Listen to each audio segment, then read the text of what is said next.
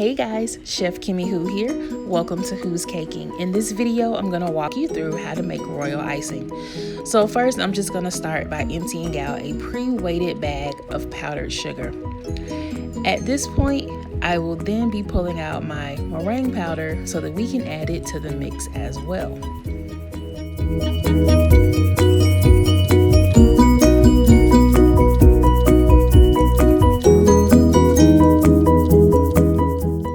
And now I'm just going to allow those two things to mix and incorporate with one another before I begin to add my liquids.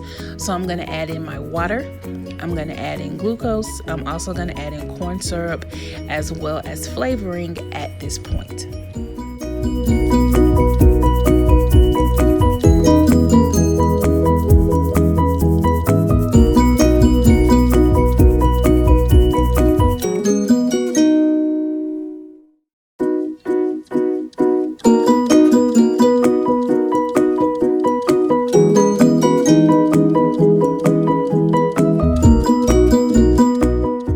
So if you look at the recipe that's on my website that I'm also linking to down below, it shows you that you will need to let this mix for quite some time.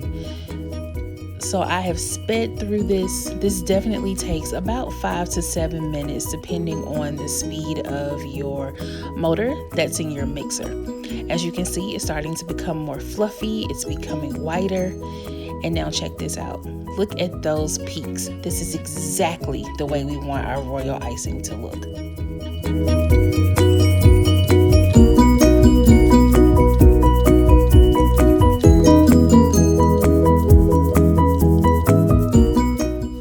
So at this point, I've taken a little bit out and I'm just gonna add water very, very slowly to this, and I'm gonna stir it.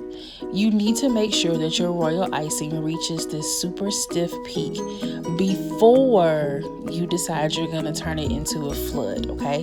This is very, very important. I know it doesn't really make any sense, but trust me, this is what makes those cookies become perfect. So I'm speeding up through this process, but it really does take a little bit of time. You'll add water just a little bit at a time and continue to stir it. You'll notice that I'm going to start running a line through the icing. I'm counting it. I want this icing for this particular batch to become a 10-second icing. What that means is when you take your spoon and draw a line through it, you're going to count to 10. If the icing brings itself back together in 10 seconds, it's perfect.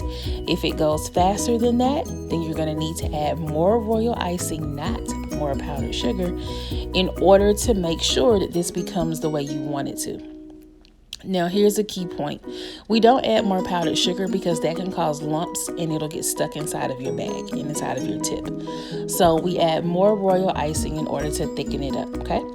So it's still not quite where I want it to be. I'm going to add in just a little bit more water just so that I can make sure this is a nice, wonderful piping consistency.